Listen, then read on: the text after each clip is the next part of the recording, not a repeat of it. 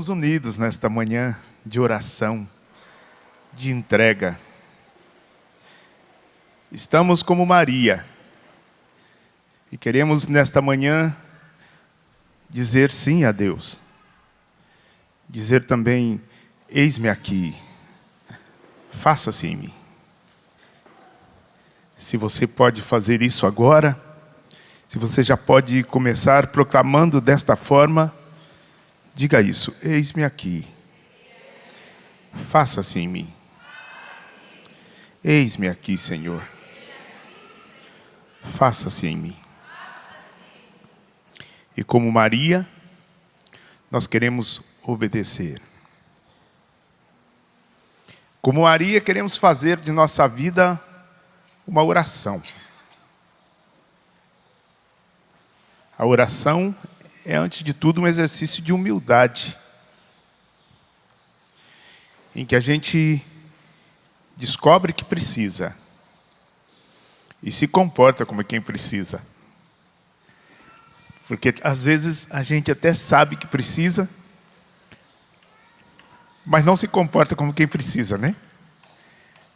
A gente se comporta como quem se basta, às vezes até com uma certa arrogância.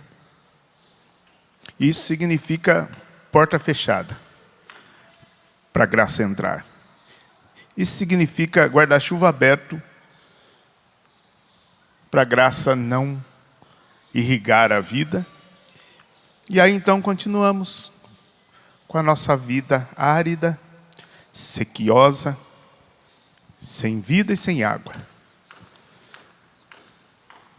Mas quando nós, como Maria, fazemos esse exercício de humildade e nos comportamos como quem precisa, aí então as portas estão abertas.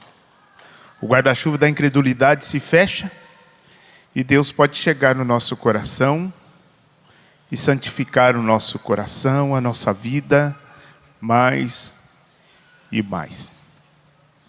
O tema dessa nossa partilha de hoje é esse mesmo, da minha vida, quero fazer uma oração. Até tem uma canção antiga, né? Eu sempre trago as canções lá dos tempos iniciais, né, da renovação, que a gente cantava. Uma cançãozinha muito simples, mas muito bonitinha, que é exatamente isso. Da minha vida quero fazer uma oração. Da minha vida quero fazer um só louvor. Da minha vida quero fazer um ato de amor para louvar, amar, servir ao meu Senhor. Da minha vida quero fazer um ato de amor para louvar, amar, servir ao meu Senhor. Fácil, né? Da minha vida quero fazer uma oração. Da minha vida quero fazer um só louvor. Da minha vida quero fazer um ato de amor para louvar, amar, servir ao meu Senhor. Da minha vida quero fazer um ato de amor para louvar, amar, servir ao meu Senhor. Louvar, amar, servir ao meu Senhor. Da minha vida, quero fazer um ato de amor para louvar, amar, servir ao meu Senhor. Assim fez Nossa Senhora. Fez de sua vida uma oração. Fez de sua vida um ato de amor.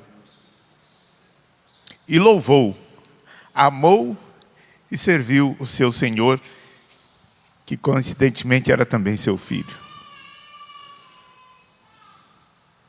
Que coisa linda. E a natureza faz a sua oração diária, cumprindo aquilo para que ela foi criada. O rio nasça onde nascer, né? Às vezes nasce lá num lugar remoto, longínquo, lá no meio daquelas montanhas. Nasce numa pequena fonte, vem descendo e adquirindo outros afluentes, até que se torna um grande rio. Mas nasça onde nascer, ele vai descendo. Numa oração de humildade, ele vai descendo. Ele vai descendo.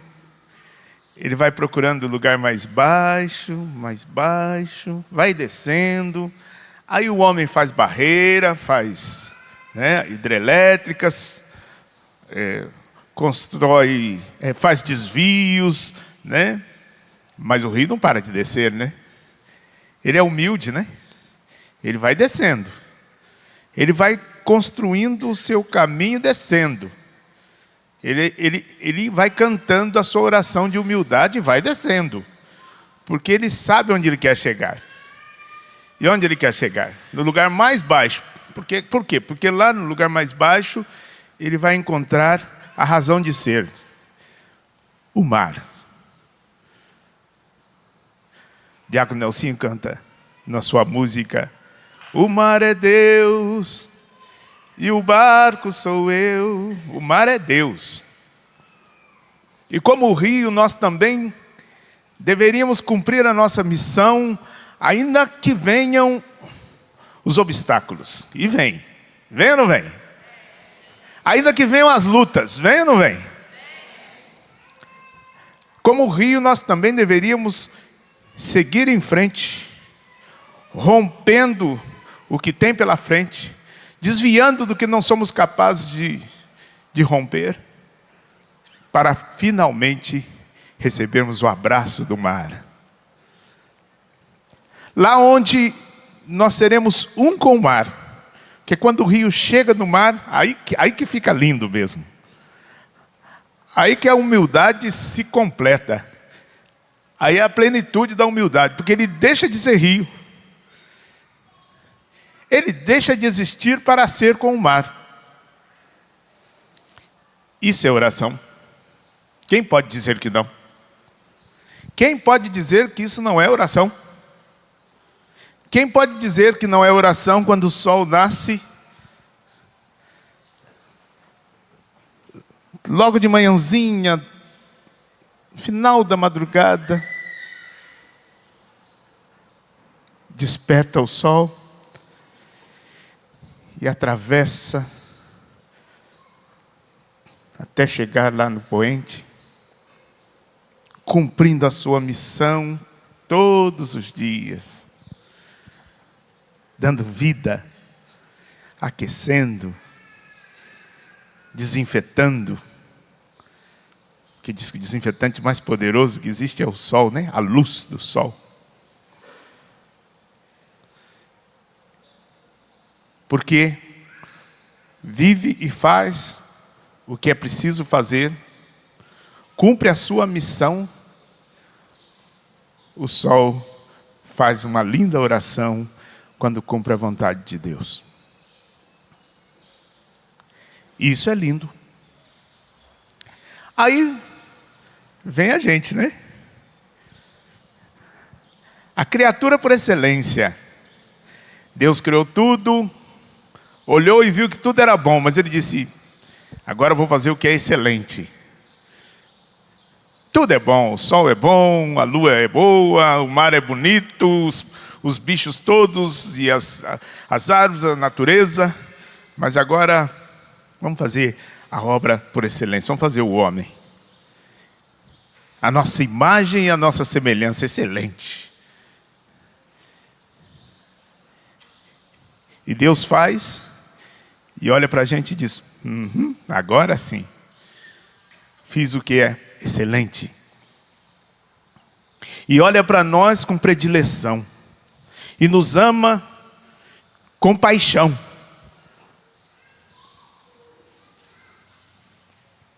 E aí Ele espera de nós também, como o sol e como o rio, uma vida de oração. Uma vida de sintonia. Uma vida de entrega.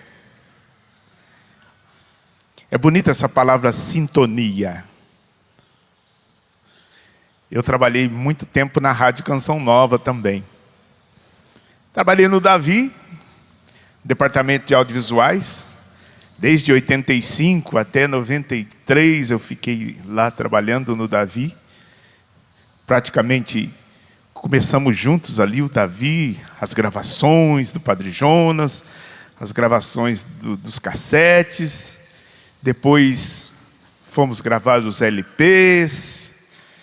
Depois começou a gravar os vídeos e a distribuir para o Brasil inteiro. Gravávamos os programas de rádio. Na época, a Rádio Canção Nova só pegava até aqui em Lorena, em Cruzeiro, no máximo. Então, a gente mandava os programas gravados do Padre Jonas para mais de 30 rádios no Brasil, para que a voz do Evangelho ecoasse em outros lugares. Então, mandávamos o programa para Fortaleza, para o Espírito Santo, né? Vitória, Cachoeiro de Itapimirim, enfim, para várias rádios. E para trabalhar nessa área de gravações, eu tive que fazer um curso de sonoplastia. E esse curso de sonoplastia, ele me ajudou bastante a compreender melhor o trabalho que eu fazia. Mas eu me lembro de um termo que a gente usava na rádio que falava: você está em sintonia com a Rádio Canção Nova. Era uma voz de um locutor muito potente, né? Um locutor que falava muito bonito. Ele dizia: você está em sintonia com a Rádio Canção Nova. 1020 kHz. Era bonito. Está em sintonia, isso é, você está ligado, você está ouvindo, você está com a gente. Você está ligado com a gente, você está em sintonia. E é maravilhoso isso. E muitas vezes, para estar em sintonia, é preciso fazer um esforço. Às vezes tem que ter uma sintonia fina, né? Eu me lembro que no curso que eu fazia, às vezes nós tínhamos que fazer testes em meio aos ruídos. Aos muitos ruídos que ali se produziam, e a gente tinha que distinguir uma mensagem no meio daquele barulho todo que estava ali. E não era fácil, não. Tinha que apurar o ouvido. Tinha que ter um ouvido atento.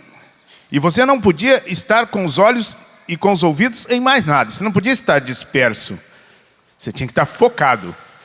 Diga para quem está do seu lado: tem que estar focado. Olhos fixos ali. Coração também. Ouvido também. E eu tinha que estar focado. Porque se eu não tivesse focado, se eu desse bobeira, eu perdi a mensagem que estava no meio daquele ruído todo. Para adquirir a sintonia daquela mensagem, eu tinha que estar atento. Eu tinha que estar com os olhos, com o coração, com a mente, com tudo que sou, fixo, focado naquela realidade. Aí quando a gente distinguia aquela mensagem, que alegria que dava.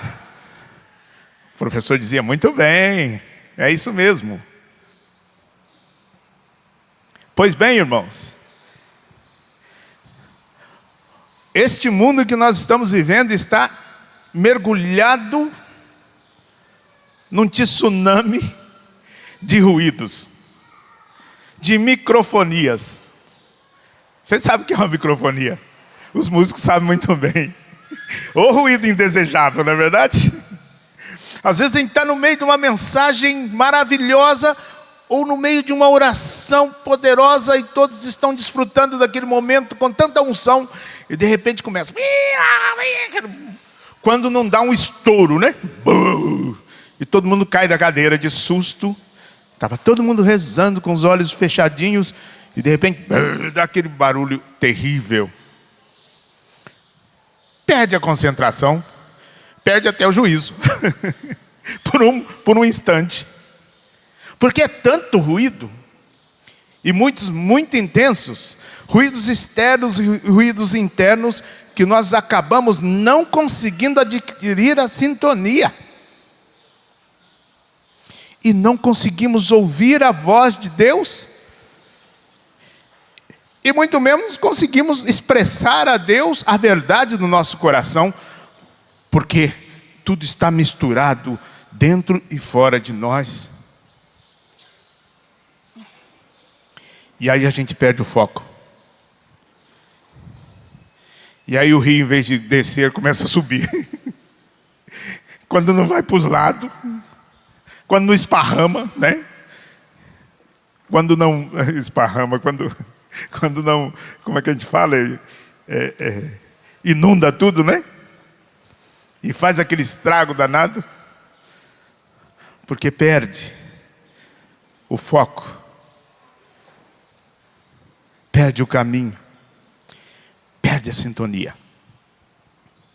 Deus está nos convidando, irmãos, ainda que em meio aos ruídos desta vida, ainda que em meio às dores desta vida, ainda que em meio às dificuldades dessa vida, e eu sei que as dores vêm, e provavelmente enquanto eu falo agora, tem pessoas sofrendo muita dor. Dor pessoal, física, de enfermidade, dor da perda de alguém, dor de saber que um diagnóstico, que saiu ontem ou ainda hoje e descobriu que está com uma doença grave, dor de um filho, uma filha que está mergulhado no vício. Tantas dores cercam a vida dos homens, das mulheres, tantas lutas. Sem falar da correria. Hoje um dos ruídos mais violentos, mais intensos que nós temos enfrentado é o ruído da urgência. Tudo é para ontem, né? Tudo é para ontem e tem que ser tudo logo, e resolve logo, senão a gente não tem nem paciência de ouvir as pessoas. As pessoas começam a contar uma história e falam, fala logo o fim, porque eu não tenho tempo de ficar ouvindo você, ficar falando a vida toda, contando os detalhes disso tudo, até chegar lá no final. A pessoa começa a falar o começo da história, você logo diz, por favor, acaba logo. Ou então, se não fala, interiormente está dizendo, meu Deus, quando que vai acabar para mim ir? Porque eu tenho outras coisas para fazer. Vamos. É o tempo da internet, né?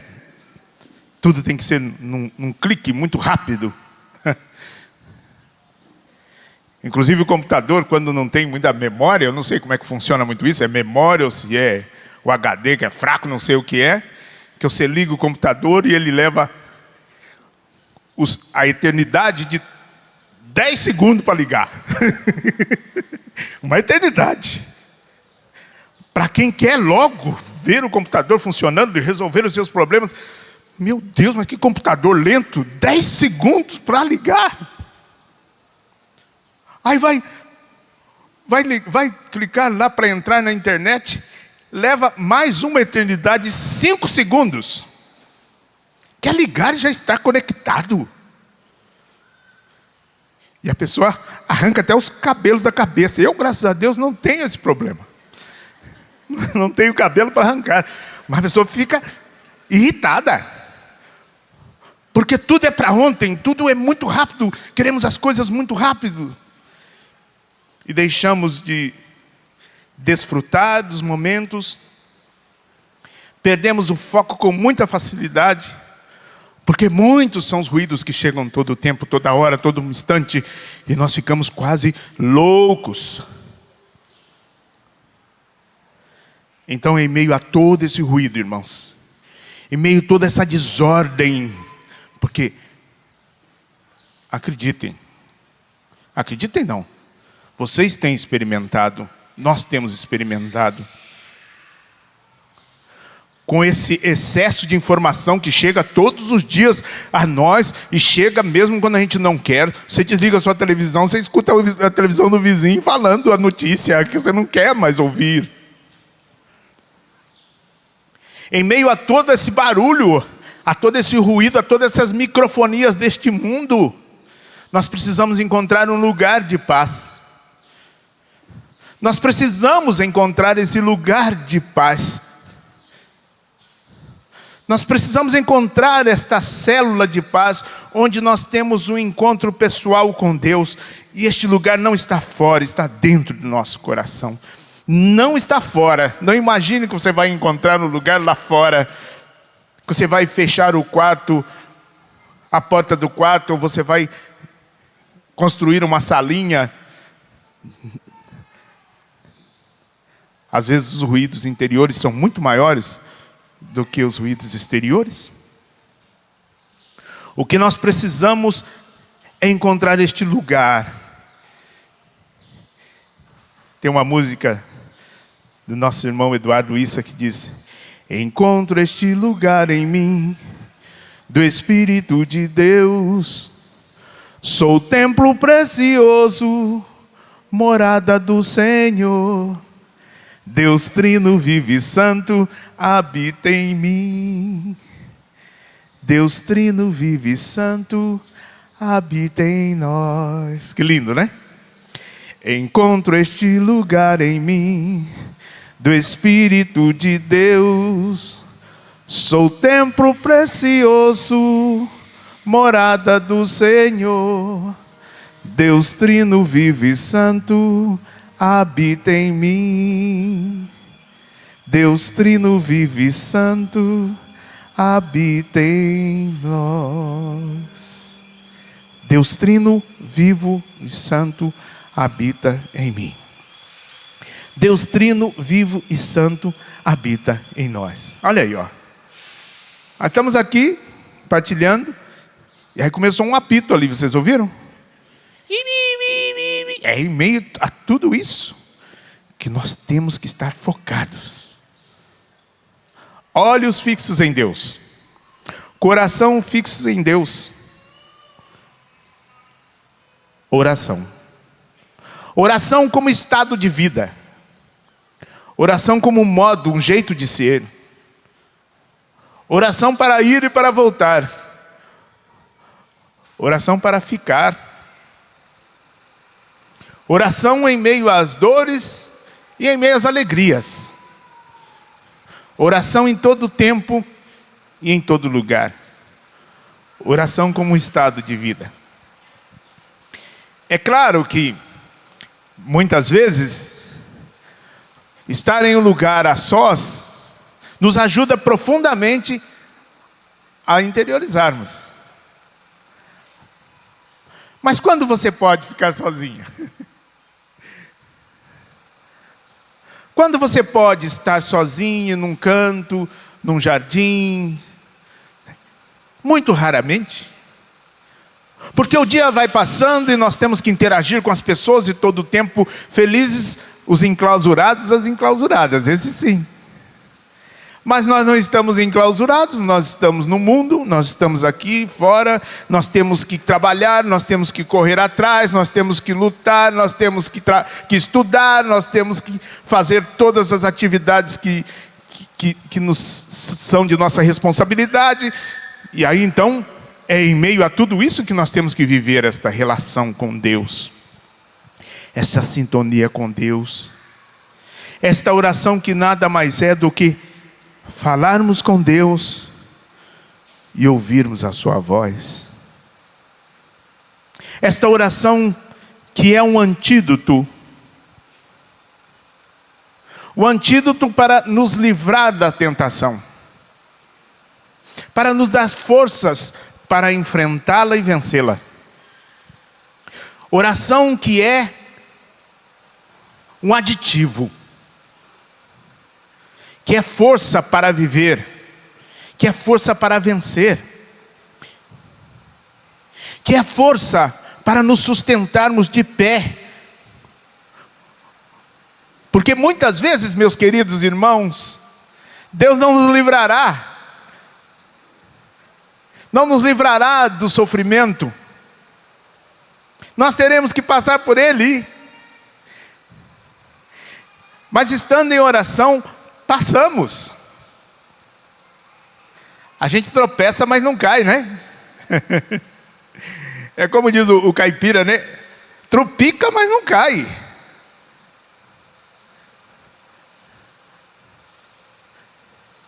Muitas e muitas vezes nós rezamos e Deus nos livra de uma situação que poderia acontecer.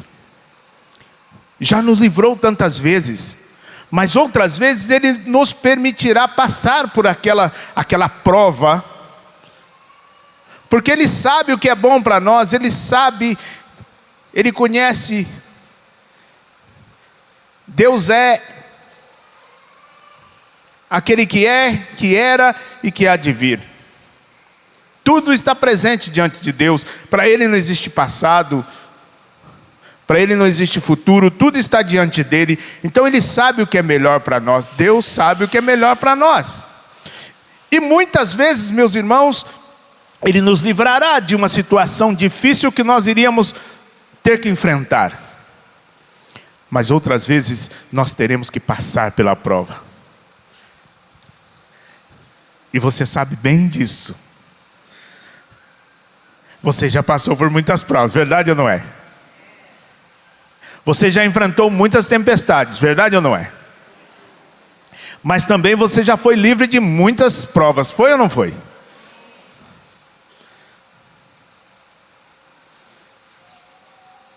Quando Deus nos livra das provas, quando Deus permite que nós tenhamos que passar por aquela prova, por aquela tribulação, por aquela dificuldade,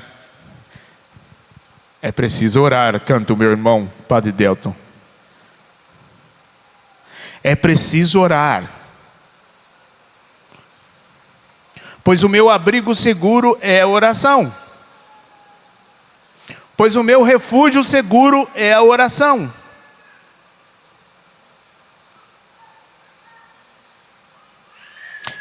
Orando, rezando, vivendo no estado de oração, somos livres, suportamos. O Senhor está nos conduzindo para esta feliz realidade. O Senhor quer suscitar em nosso coração mais e mais esta feliz realidade de vivermos em estado de oração.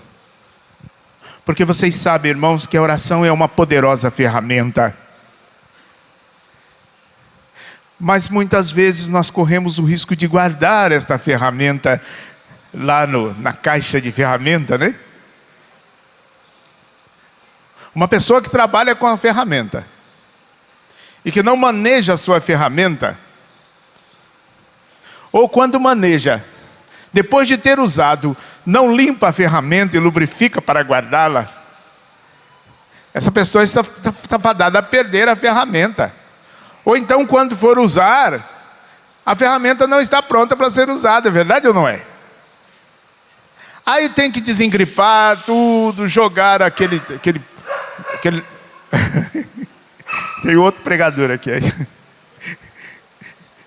E aí tem que desengripar, tem que jogar aquele produto que solta a ferrugem, porque enferruja. Ao passo que se a gente está em uso constante, essa ferramenta vai permanecer sempre lubrificada, sempre pronta para ser usada. Você não precisa ficar, né, como aqueles carros de antigamente. Não precisa ficar com aquele carro de manivela, né? Hoje você liga o carro, virou a chave. Aliás, tem carro que não precisa virar a chave, né? De longe assim no controle remoto, aperta o botão e liga o carro. Impressionante. De longe liga o ar-condicionado, liga o aquecedor. Lá nos Estados Unidos é assim, né? As pessoas, aquele frio terrível, às vezes 20 graus abaixo de zero. A pessoa, antes de sair de dentro da sua casa, meia hora antes, de lá de dentro, sem sair lá fora, porque sai e congela, tem que sair correndo e entrar no carro. de lá de dentro de casa aperta um botão, já liga o carro e liga o ar-condicionado, não, senão morre, né? Liga o aquecedor, e quando entra no carro, o carro já está aquecido. Mas antigamente não, meus irmãos. Antigamente o carro era a manivela.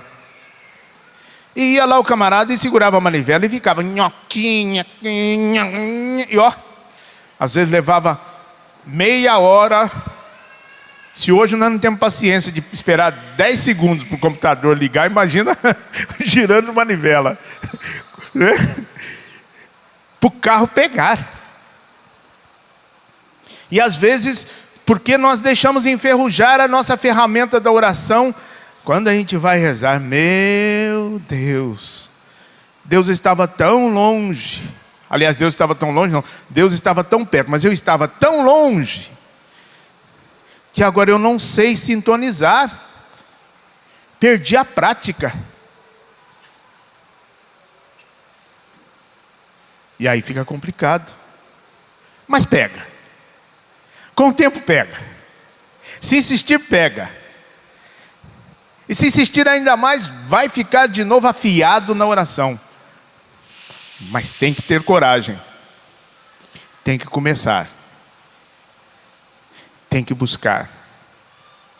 E são tantas as realidades que nos ajudam a isso. Nós temos boas leituras. Nós temos boas músicas para nos ajudar a rezar. Coloca lá baixinho. E fale com Deus e escute Deus. Nós temos a palavra de Deus.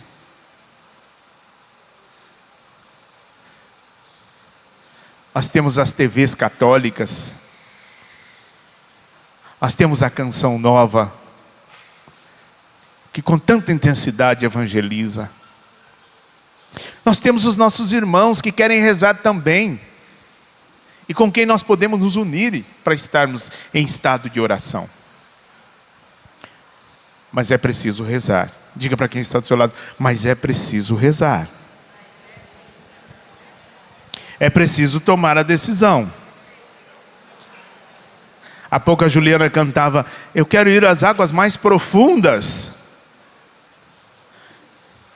E a oração nos leva às águas mais profundas, ao mais profundo de Deus, para experimentarmos as coisas que normalmente no dia a dia nós não experimentamos. Nós precisamos ir adentrando o mar adentro.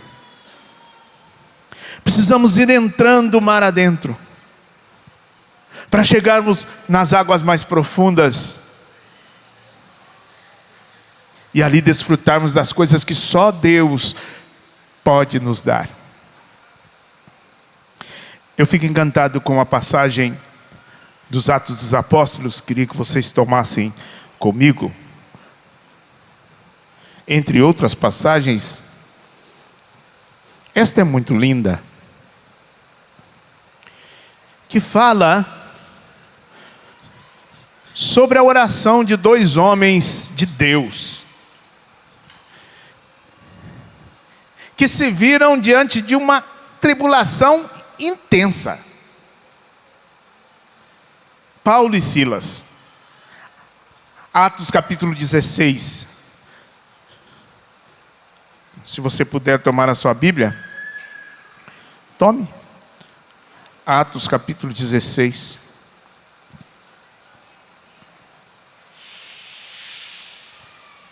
Isso aconteceu logo depois que uma mulher que estava possessa do demônio foi liberta por Paulo e Silas. Eles estavam indo para um grupo de oração, eles iam rezar com os irmãos. E no caminho, uma mulher começou a elogiá-los demais. E foram muitos dias assim, aquela mulher dizendo, esses são servos de Deus, esses são, e elogiando. E Paulo percebeu que aquilo não era de Deus. Tinha alguma coisa errada naquela mulher. Na verdade, aquilo era um grito de socorro. Porque o inimigo estava usando ela como uma trincheira, ele se escondia atrás dela. E para não ser importunado, ele ficava mandando ela elogiá-los para que eles não o mandassem embora. Mas Paulo, que tinha um discernimento apurado do Espírito, ouvindo aquela mulher, disse: isso não vem do coração dela. O maligno está por trás disso. E mandou o maligno sair daquela mulher. Está aqui, nos Atos dos Apóstolos, capítulo 16. E o inimigo saiu.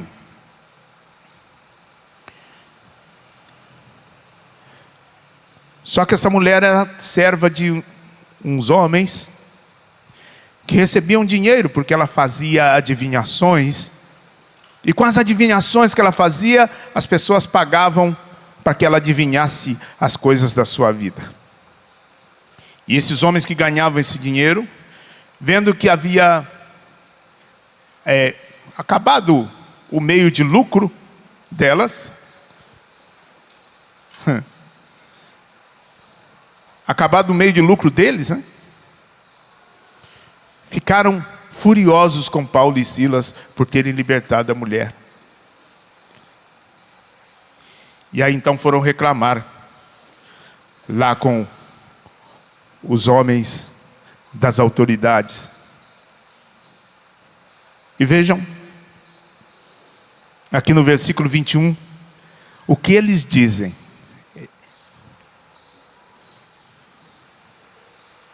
Vou até pegar o versículo 20. Em seguida, apresentaram-nos aos magistrados, acusando-os. Estes homens são judeus e amotinam a nossa cidade. Veja, eles pregam o modo de vida que nós romanos não podemos admitir e nem seguir. Eles pregam um modo de vida. Paulo e Silas tinham um modo de vida. Tinham um jeito de ser. Uma vida de oração. Onde quer que eles iam, eles não precisavam fazer um grupo de oração. Na verdade, o grupo de oração era um tempo forte de oração. Mas onde quer que eles iam, eles estavam em estado de oração. Porque ninguém pode libertar alguém que está possesso do demônio se não estiver em estado de oração. Paulo não fez um grupo de oração, chamou os outros apóstolos e chamou os outros amigos e disse: nós vamos fazer uma reunião para libertar essa mulher. Não, a mulher estava andando na rua e ele disse: sai, demônio, sai desta mulher. Quem está em oração está com uma ferramenta que está pronta para ser usada a qualquer momento, em qualquer lugar. Quem está em oração apazigua a casa quando começa uma briga, uma discussão. Você percebe? Você entende isso? Quem está em oração interfere nas realidades e muda o curso daquela história. Quem está em oração é capaz de salvar a vida das pessoas. Quem vive em um estado de vida, esse jeito de ser de Paulo e Silas, está pronto para ser usado por Deus como uma ferramenta afiada. Deus não está esperando de mim só que eu pare 1 minuto, 2 minutos, meia hora. Hoje eu fiz a minha oração. Isso também é importante, a gente chama isso de tempo forte, em que você dedica todo o tempo, mas nós precisamos conquistar, irmãos, esta vida de oração, no dia a dia, a cada dia. Veja São Paulo. São Paulo tinha um modo de vida. E é exatamente isso que os homens estão o acusando. Versículo 21. Eles pregam um modo de vida que nós romanos não podemos admitir. Eles têm um jeito de ser que nós não suportamos, porque nós não queremos viver esta vida de oração. Nós não queremos estar em sintonia com Deus, mas eles têm essa sintonia. Mas não foram só esses homens que surgiram contra eles, não. O povo também ficou bravo. E os magistrados, então, as autoridades, mandaram arrancar-lhes as vestes para açoitá-los com varas. Porque Paulo e Silas fizeram bem àquela mulher apanharam com varas. Veja, versículo 23. Depois de lhes terem feito muitas chagas, meteram-nos na prisão, mandando o carcereiro que os guardasse com segurança. Este, conforme a ordem recebida, meteu-os na prisão inferior, isso é, no calabouço mesmo, lá embaixo, e prendeu-lhes os pés com o cepo. Que coisa! Mas aí, como eles eram homens de oração, como a vida deles era de oração, eles começaram então a lamentar. E começaram a dizer: Deus se esqueceu de nós. Deus não olha para nós. Olha, a gente está fazendo tanta coisa por Ele, evangelizando, libertamos a mulher e agora Deus nos abandonou aqui neste calabouço, neste buraco, e os ratos passando por cima dos pés deles. E eles ficaram então apavorados. É isso que aconteceu? Sim ou não? É claro que não, claro que não. Está escrito aqui. Onde nós estamos?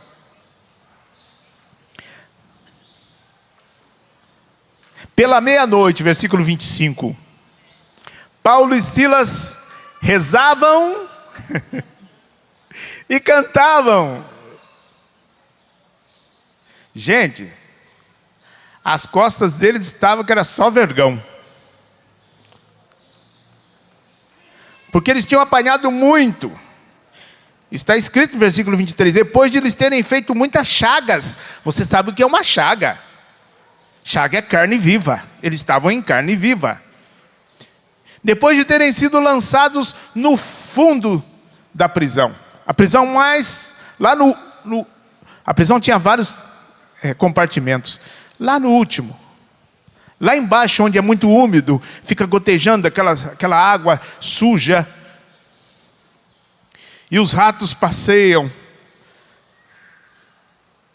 atravessam de um lado para o outro, e muitas vezes o divertimento que o prisioneiro tem é ficar contando quantos ratos são. Vocês acham que Paulo e Silas ficaram com os olhos fixos nos ratinhos? Vocês acham que eles estavam olhando para os pés e para as mãos presas aquelas correntes pesadas e tristes, chorando, dizendo: que será de nós? Não, não estavam. Eles estavam em estado de graça. Eles estavam em oração. Nada podia roubar deles isso. Nenhum mal que eles fizessem podia roubar deles disso. Eles tinham conquistado esse estado de oração. Que em meio ao sofrimento e à dor, a pessoa está de pé. Isso era assustador para aqueles que não criam, para aqueles que não acreditavam. Isso era assustador. Aqueles homens naquele estado, sofrendo daquele jeito. Versículo 25. Eles cantavam um hino a Deus. Eles rezavam. E os prisioneiros os escutavam. Subitamente, versículo 26, sentiram-se um terremoto tão grande que se abalaram até os fundamentos do cárcere, e abriram-se logo todas as portas e soltaram-se as algemas de todos. Acordou o carcereiro e, vendo abertas as portas do cárcere, supôs que os presos haviam fugido. Tirou a espada e ia se suicidar. Mas Paulo gritou em alta voz: não te faças nenhum mal, porque estamos todos aqui. Então o carcereiro pediu luz. Ele entrou e lançou-se trêmulo aos pés de Paulo e Silas. E depois os conduziu, ele mesmo, para fora. E perguntou-lhes: senhores, que devo fazer para me salvar? O que devo fazer para me salvar? Paulo e Silas disseram: crê no Senhor Jesus e serás salvo, tu e a tua família. Crê no Senhor Jesus e serás salvo, tu e a tua família. Crê no Senhor Jesus e serás salvo, tu e a tua família. Crê no Senhor Jesus, você que está em casa, e serás salvo, tu e a tua família. Conquiste esse estado de vida, este modo de vida, esse jeito de ser que São Paulo e São Silas conquistaram. Conquiste pela insistência, não será fácil. Veja, Deus poderia livrá-los dessa situação, poderia ou não? Deus poderia ter mudado esta realidade, poderia não ter permitido que eles fossem presos, afinal eles tinham feito um grande bem àquela mulher, a libertando. Aquela mulher voltou para sua casa, voltou para sua família livre do demônio.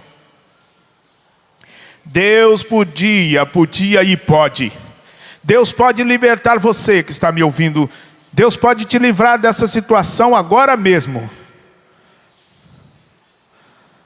Mas se Ele não te livrar, é porque Ele tem um propósito ainda maior.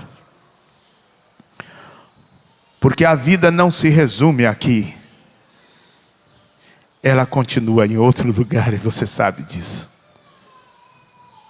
Os propósitos de Deus são insondáveis. E muitas vezes para frutificarmos, Deus nos permite podas. São Paulo estava sendo podado ali. E você sabe o que é uma poda? Poda dói. Dói ou não dói? Que digam as árvores. Mas uma árvore que é podada na época certa, produz muito fruto. Porque vocês sabem que uma árvore vai envelhecendo. Aí ela dá uma vez fruto, outra vez, 5, 6 vezes. E aí daqui a pouco começa a ficar mirrado os frutos, né? Pouquinho. Nasce umas 3 mangas. Nossa, aquela árvore dava centenas de mangas, mas agora dá 4 só. E fica aquela briga na casa, né? Porque todo mundo quer chupar a manga.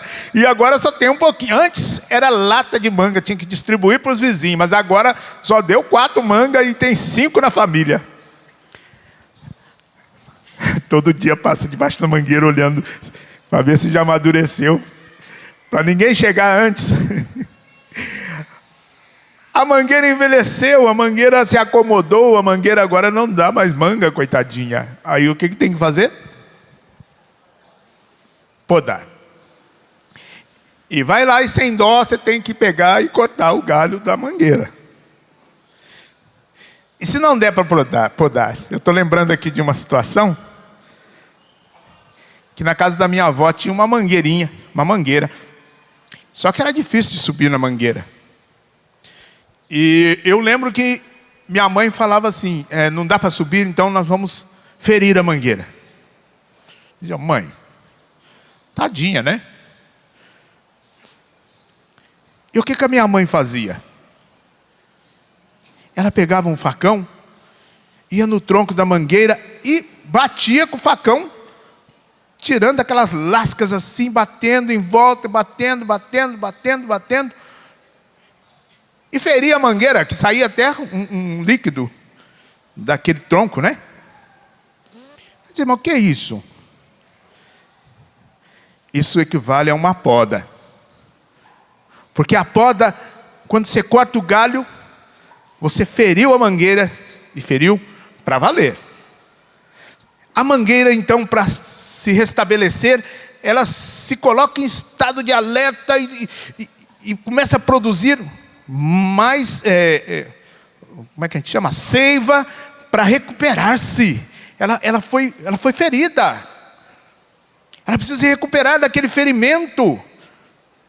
Só que quando ela vem para salvar aquele galho, quando ela vem para salvar aquele ferimento que estava ali no tronco, automaticamente ela também favorece os frutos que vão nascer. Aí as flores nascem bonitas e o fruto então cresce bonito.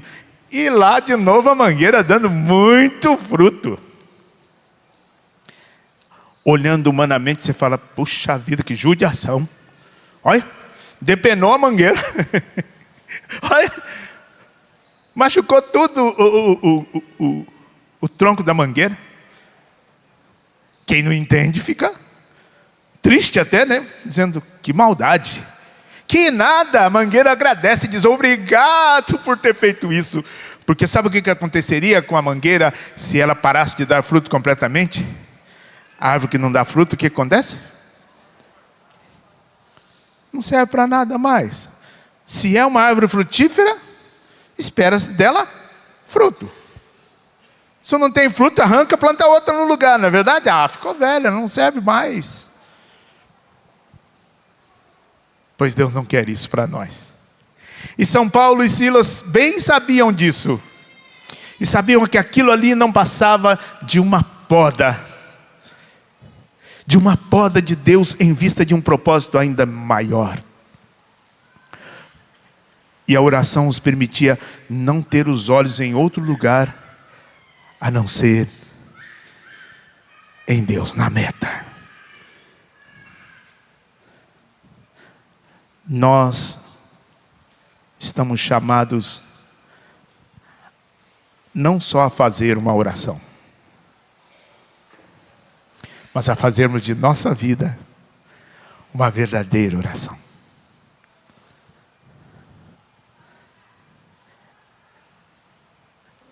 É agora?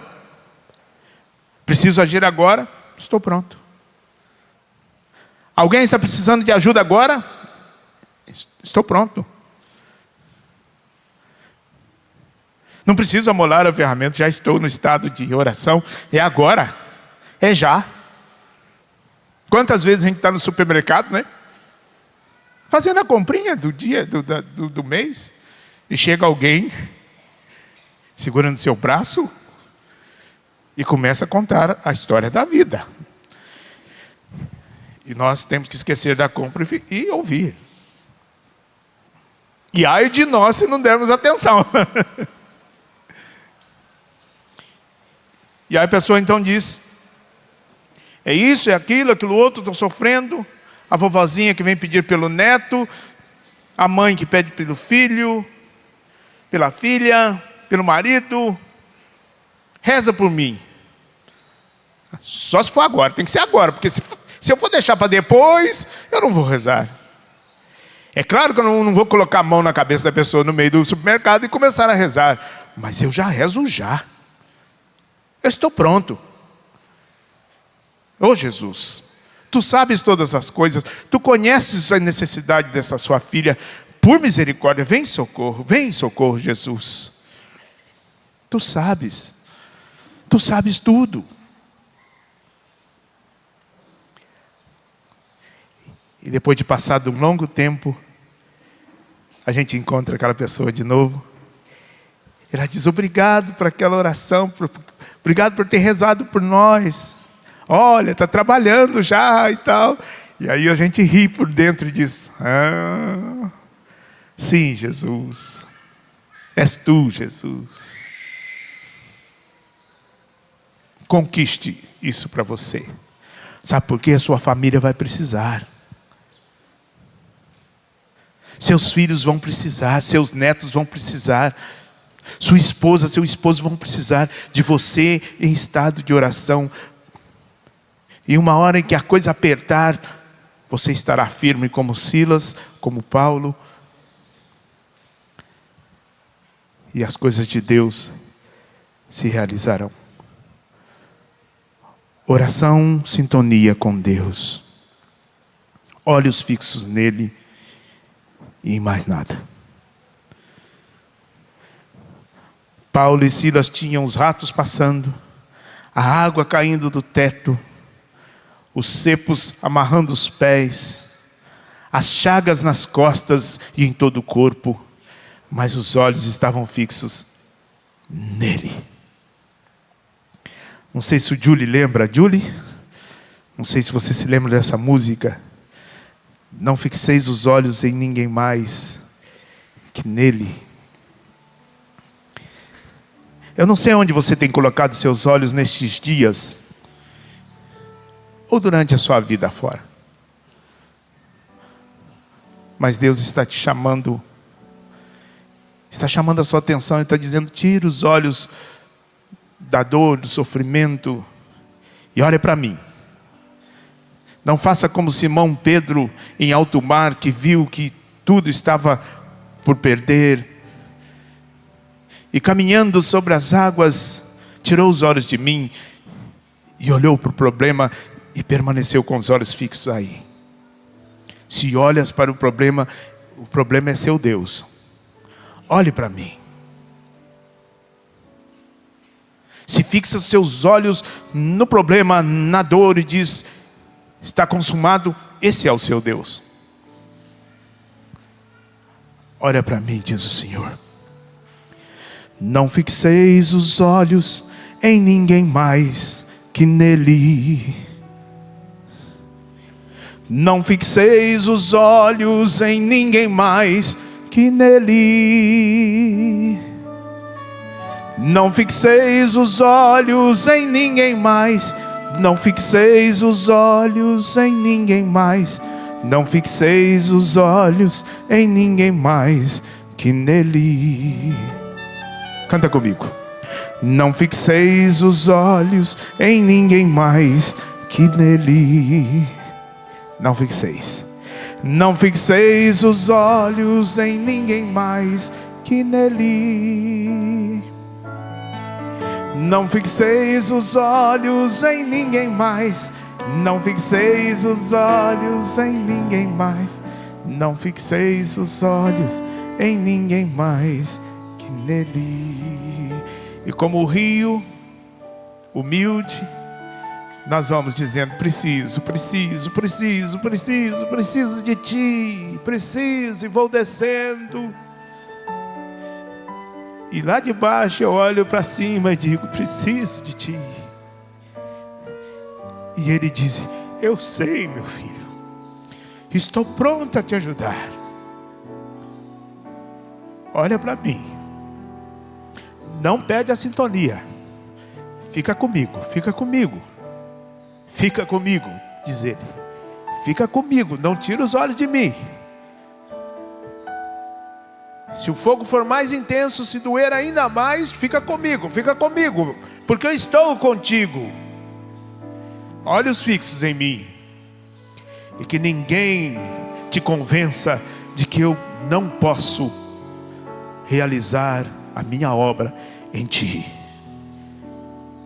Que ninguém te convença de que eu não posso realizar um milagre em ti. Ninguém. Não fixeis os olhos em ninguém mais que nele. Às vezes vai ter que olhar para a cruz. Não fixeis os olhos em ninguém mais que nele. Não fixeis os olhos em ninguém mais. Não fixeis os olhos em ninguém mais. Não fixeis os olhos.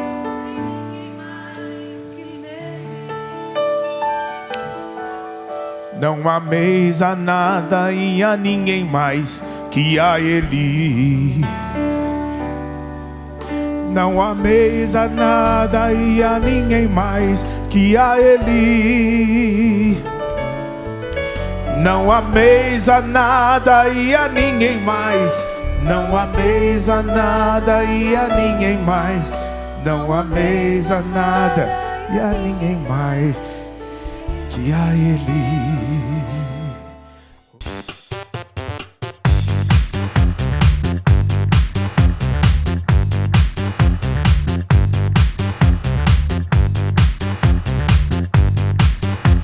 CançãoNovaPlay.com. Assine já!